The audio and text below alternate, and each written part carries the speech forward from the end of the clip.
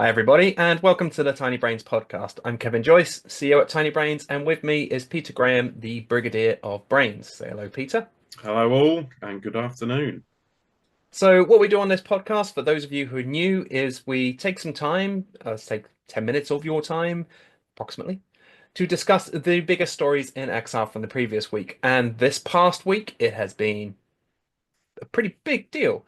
We've just come back from GDC, the Game Developers Conference in San Francisco, and there was a lot of VR on the show floor this year. The show itself perhaps wasn't quite as busy as in previous years, but in terms of VR, there was a lot of content and even a brand new headset. So basically, any of you out there want to know what's happening at GDC? Reach out, chat to me, hit me up on Twitter/X, Blue Sky, LinkedIn, Facebook, email. What else? What else, Pete? I've got everything. I think that's Reach out. everything. Yeah. Reach out. We'll have a chat. I'll tell you all the cool stuff that was there. But we are going to dive in on two things in particular that I want to highlight. The first of which may not appeal to very many of the people watching this, and that is Meta's push for Horizon Worlds. Now, they Meta at the show had two big things pushing Horizon Worlds and only one pushing premium content. Now, the show floor, I would say around 80% of their booth was around Horizon Worlds. They were giving live demos on the editing tools and so on, but there was very little in terms of, hey, look at this big new game that we've got. Maybe that's to be expected. Were you expecting that, Pete? I don't know. I slightly expecting, not to the extent that it was 80% or so. I was expecting, some of it because they're making the massive push, like you say, the editor that they've recently released, the presence that it has on the actual store itself when you first go on there. So yes, undoubtedly they were going to be pushing Horizon Worlds more than anything, but I think yes, there was it was exceptionally large, wasn't it? It was, yes.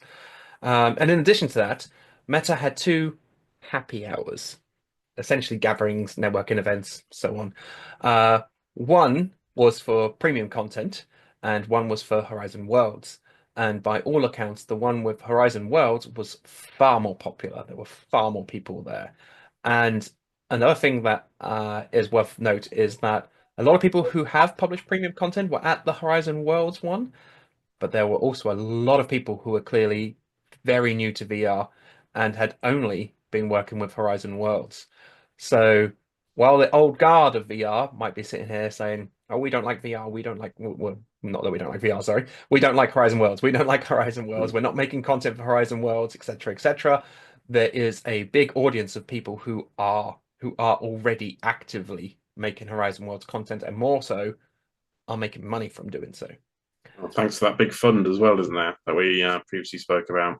Well, I also did a deep dive into that fund last week. Oh. So the fund isn't to pay for people to create content. It is uh essentially like a prize pool kind of thing. If you make content that is successful, Meta top up your earnings from that pool. It is not, here's 5 grand, go make some content. It is, your content has already done quite well and you've earned some money, here's some more. That's how it works. Yeah, encouraging constant creation, constant innovation. They want you to be making 50 worlds, not 5. So, is that a case of quantity over quality, one would ask? But yeah, it depends on how they pay out and how these worlds generate money. Because if you find that making 5 worlds generates a significant amount of money, you're going to create 5 quality worlds, aren't you? But if you find that it's far better to create 50 shitty worlds, then yeah, unfortunately, that's going to be uh, detrimental to the entire process. I detect a bleep coming in the editing there. But That's yeah. fun. Um, but on more positive news, I did try a brand new headset. I better get this right, the Zio headset. Now, this is a 8K tethered headset. It is PC only, it's running, using the processing power on board. It is tiny and very light, and it's pretty good. Um, the demo was given using a VR ready laptop. running I can't remember the name of it. Is it UE VR mod? Is that what it's called? The Maybe. engine that mods the Unreal Engine games to work in VR. Yeah. And they were Yeah. So. yeah, and they were showing Tekken, and it was really nice. Because essentially what it seemed to do was it moved the camera a little bit forward into the arena, so I was turning around and seeing stuff going on behind me, which obviously in Tekken that's not always the case. The camera pans and that world is there, but you never get to just turn away from the fighters and look at what's going on behind you, which I did. I also won my battles. So. But in terms of the headset, it is super clear, crystal clear. Screen door be damned. And yeah, and like I said, it's very light, very tiny. It was good. Yeah, I came away impressed. But if you want to learn more about it, feel free to reach out. Happy to chat. Well, that seems to be a common thread, doesn't it? In this new era of VR, having headsets that are super lightweight and focused on clarity. That's a nice little segue into our next announcement about Bigscreen Beyond 2. Now, this has made quite a bit of news over the past week. Bigscreen, the creators of a software where you could essentially share your PC and watch movies and everything else, originally created Beyond 2 or 3 years ago. Super light, super small, no headphones on it or anything like that. It was just a very light PC VR connected headset. And they've just announced Bigscreen Beyond 2. The main improvements being that it's got pancake lenses and it's got adjustable IPD, which is fantastic because the original Beyond was very niche, very bespoke because you had to facial scan. You use an iPhone, scan your face, and they would make a custom fit facial interface for the headsets. Well, now it's a bit more universal, so that you don't actually have to scan your face anymore. And you also get to adjust the IPD. Again, another thing was the issue of the fact that you had to order it in certain IPDs. So if you then gave it to someone, it necessarily wouldn't fit them and they wouldn't get a very good experience.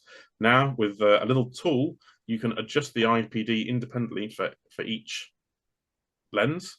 And like I say, they're pancake lenses rather than Fresnel, which is the way everyone's going at the moment. Then somehow even managed to make it lighter than the previous ones. And it looks kind of funky because it comes in 3 designs. The orange version has been, you'll see that a lot. You'll see that a lot of influencers using the orange version because it's the most eye-catching. And it looks quite cool, doesn't it? Because it matches our background. Yeah. That's why. So yeah, I like big screen, and I like their hardware, and I think this could be good. The idea of still having PC VR, tethered headsets, and whatever else, it's not the general consensus is this is a market that's dying, but the Steam charts suggest otherwise.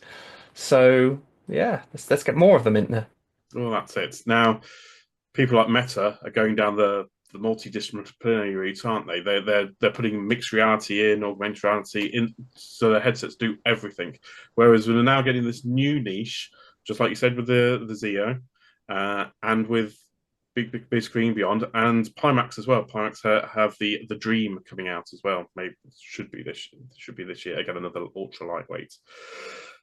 But they are literally just VR. They're not concentrating on anything else. They are literally just VR. So especially if you're a simulator fan, if you're a flight simulator, racing simulator, that's what these seem to be designed a little bit more because they are cabled.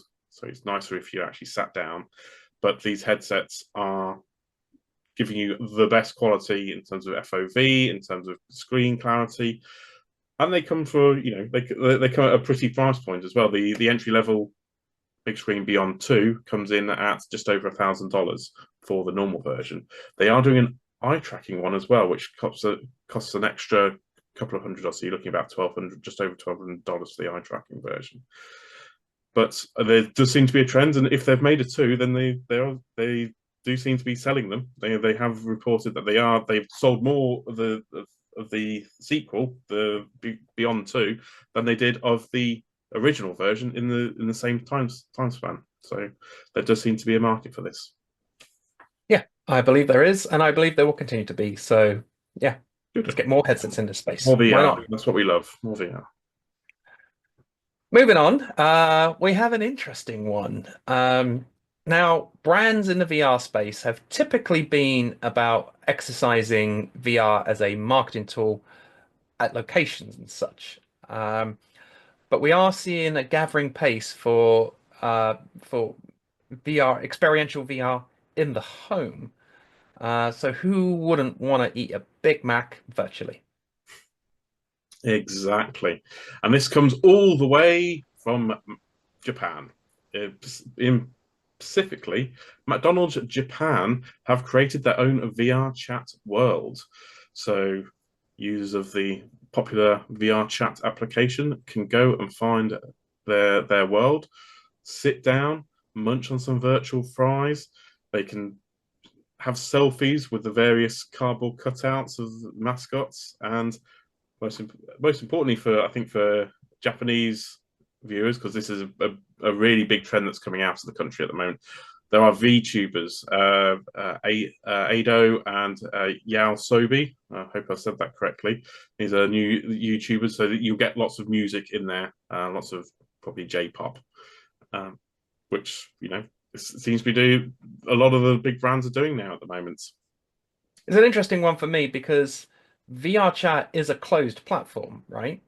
But it seems to be gathering the same kind of pace as like Roblox and things, offering brands the opportunity to use these closed platforms as a marketing space rather than having to create their own self-contained experience. They can, creating VR chat world is a very different kind of branding, very different kind of marketing. So now that McDonald's have jumped on this, I expect to see a lot more of this coming down the way. I certainly believe so. Japan, in particular, seems to be a big user of VR chat in itself. I think probably the States and Japan are two of the biggest communities out there. So it makes sense that McDonald's did something over there, and it's again going to grow again. It's only available for a limited time though. It's only available until the 17th of June. So if you want to go and have a look, try and go and have a look. Get your virtual fries in while you can. Exactly.